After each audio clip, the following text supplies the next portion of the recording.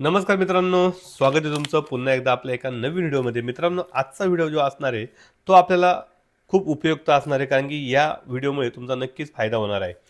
प्रत्येक वेळेस आपल्याला एक नवीन बॉक्स आपण ज्यावेळेस ॲक्टिव्हेशन करतो ती प्रोसेसचं आपल्याला सगळ्यांना माहितीच आहे. परंतु मित्रांनो, जर एखादा बॉक्स कुठल्या कस्टमरचा हा 90 दिवसापेक्षा जास्त दिवस बंद असेल, तर तो बॉक्स कसा आपल्या पोर्टलवरती ॲक्टिव्हेट करून घ्यायचा किंवा त्या त्या बॉक्सचं कशा पद्धतीने आपण नाव चेंज करू शकतो, हे आपण आज या व्हिडिओमध्ये बघणार आहोत. तर मित्रांनो, आता आपण पहिल्यांदा आपल्याला जो बॉक्स बंद आहे त्या बॉक्सवरचा व्ही-सी नंबरने तुम्हाला तुमच्या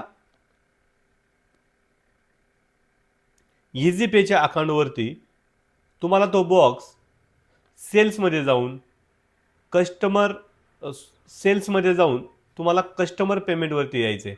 इथं त्या बॉक्सचा व्ही-सी नंबर तुम्हाला या ठिकाणी टाकायचा आहे.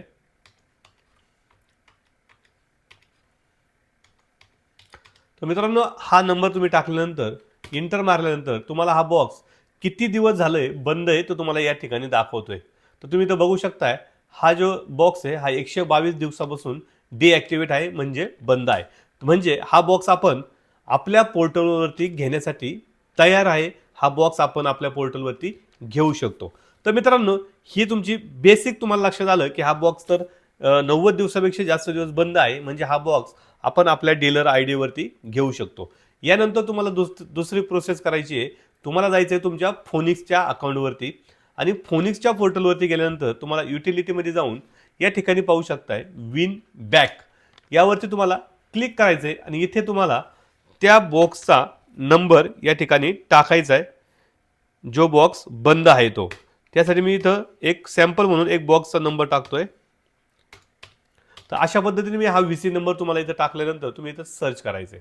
तर मित्रांनो, पाहू शकताय जो बॉक्स आता तुम्ही आहे तुमच्याकडं जो बंद पडलेला, तो बॉक्स कुणाच्या नावावरती आहे आणि त्याचा मोबाईल नंबर तुम्हाला इथं दिलेला आहे. तर यासाठी तुम्हाला याची पुढची प्रोसेस करण्यासाठी तुम्हाला या ठिकाणी एक सॅम्पल एखादा ईमेल ॲड्रेस टाकायचा आहे. जर त्याच्या कस्टमरचा असेल, नवीन कस्टमरचा ज्याला तुम्ही हा बॉक्स देताय त्याचं सांगतोय मी, त्याचा एखादा जर ईमेल ॲड्रेस असेल तर तुम्ही या ठिकाणी त्याचा ईमेल ॲड्रेस या ठिकाणी टाकू शकताय. तर मी एक सॅम्पल म्हणून ईमेल ॲड्रेस टाकतोय. तर अशा पद्धतीने मी ईमेल ॲड्रेस टाकलाय आणि नवीन कस्टमरचा या ठिकाणी त्याचा नंबर तुम्हाला इथं डायल करायचा आहे. तर मी अशा पद्धतीने नंबर आणि त्याचा ईमेल ॲड्रेस या ठिकाणी टाकलेला आहे. परंतु याचं नेम जे आहे ते जुन्याच कस्टमरचं आहे. ठीक आहे, याची पुढची प्रोसेस मी तुम्हाला सांगतो. पहिले तुम्हाला हा बॉक्स ॲक्टिव्हेट करायचा आहे तुमच्या पोर्टलला. तर मी तुम्ही अपडेट केलं. अपडेट केल्यानंतर तुम्हाला अजून एक इन्स्टंट रिचार्जचा एक विंडो तुम्हाला या ठिकाणी पाहायला भेटते.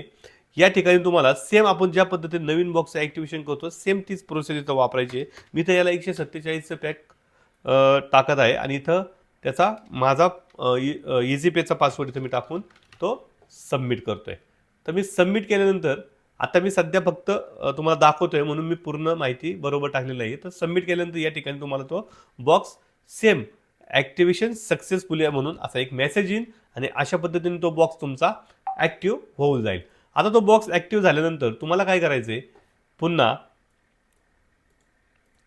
तो बॉक्स ॲक्टिव्ह झाल्यानंतर तुम्हाला काय करायचं आहे, युटिलिटीमध्ये यायचं आहे आणि या ठिकाणी बघू शकताय अपडेट कस्टमर डिटेल, याच्यावरती क्लिक करायचं आहे आणि इथं तुम्हाला पुन्हा त्या बॉक्सचा नंबर टाकायचा आहे, जो बॉक्स आपण जुना बॉक्स एका नवीन कस्टमरच्या नावावरती केला आहे. तर आपण इथं तुम्हाला तो नंबर टाकल्यानंतर तर मित्रांनो, या ठिकाणी व्ही-सी नंबर टाकायचा आहे आणि तो सर्च मारायचा आहे. या ठिकाणी बघू शकताय पुन्हा एकदा त्या कस्टमरचं नाव आलेलं आहे. आपण तो नंबर मगाशी चेंज केला आहे आणि ईमेल ॲड्रेस सुद्धा चेंज केलेला आहे. तर इथं तुम्हाला फक्त त्या कस्टमरचं नाव चेंज करायचं आहे. तर जो कस्टमर आता नवीन कस्टमर आहे त्याचं नाव तुम्हाला या ठिकाणी टाकायचं आहे. ते नाव तुम्ही इथं काहीही तुम्हाला जे टाकायचं आहे ते तुम्ही इथं एडिट करू शकताय आणि इथं अपडेट म्हणून क्लिक केलं की ही अपडेट सक्सेसफुल असा मेसेज येतो आणि ते नाव, नंबर आणि ईमेल हा पूर्ण चेंज होऊन जातो आणि नवीन कस्टमर हा तुमच्या स्वतःच्या डीलर आय डीवरती दिसायला सुरुवात होतो आणि इथून पुढे त्याचे रिचार्ज हे फक्त तुम्हीच मारू शकता. आणि अशा पद्धतीने हा एखादा जुना बंद पडलेला डिश टीव्हीचा बॉक्स अशा पद्धतीने तुम्ही तुमच्या पोर्टलवरती घेऊ शकता आणि त्या पोर्टलमध्ये त्याला घेतल्यानंतर ॲक्टिव्हेट सुद्धा करू शकता.